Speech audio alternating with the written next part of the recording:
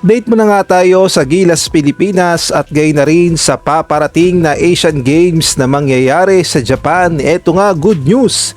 Kaylan Tiongson at gayon na rin itong si Adrian Nocum pasok sa Gilas Pilipinas pool. At una nga nating pag-usapan itong si Kaylan Tiongson na pasok na sa Gilas Pilipinas pool para sa Asian Game. Kilala nga natin itong si Tiongson bilang isang 6'5 forward na may kakayahang depensahan ang iba't ibang posisyon.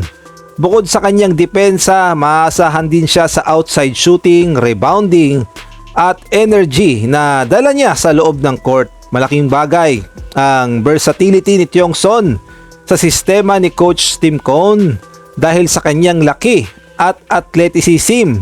Maaari siyang gamitin bilang wing o small ball power forward. Depende sa kalaban.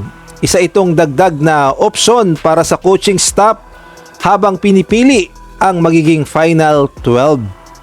At pag-usapan naman natin itong si Adrian Nocum. Sa isang panayam, sinabi ni Nocum na labis siyang nagpapasalamat sa pagkakataong ito para sa kanya isang malaking karangalan ang mapasama sa listahan ng mga manlalarong may tsansang magsuot ng Gilas Pilipinas jersey. Sa PBA, ipinakita ni Nocum ang kanyang bilis, agresibong depensa at kakayahang umatake sa rim. Kahit hindi siya ang pinakamalaking guard, pinatunayan niyang kaya niyang makipagsabayan sa mas matatangkad na kalaban dahil sa kanyang sipag at puso sa laro. At sa ngayon nga siguradong pasok na sa 30-man pool itong si Kaylan Tiongson at Adrian Nocum. Ngunit ating tandaan na ang 30-man pool ay hindi pa ang final lineup. Magsisilbi lamang itong basihan ng coaching staff habang unti-unti nilang pipiliin ang pinakamagandang kombinasyon ng mga manlalaro para sa Asian Games. Habang papalapit ang torneo, inaasahang magkakaroon din ng training camp at evaluation. Posible ring magkaroon ng ilang pagbabago. Depende sa kondisyon ng mga manlalaro, availability at pangangailangan ng kupunan. Sa ngayon, magandang sinyalis ito na patuloy na lumalawak ang pagpipilian ng Gilas Pilipinas habang dumarami ang mga quality players sa pool.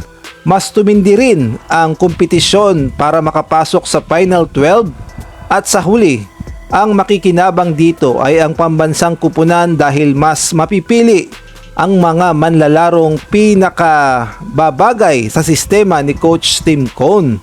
At kung kayo naman ang tatanungin, sa tingin nyo, deserve ba nila Kaylan Tiongson at Adrian Nocum ang mapasama sa 30-man pool ng Gilas Pilipinas? At sa tingin nyo, may tsansa kaya silang makapasok sa Final 12 para sa Asian Games 2026?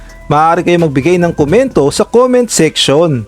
At kung nagustuhan mo ang video na to, paki-like naman, paki-subscribe, paki-pindot ang notification bell para updated ka sa susunod kong i-upload.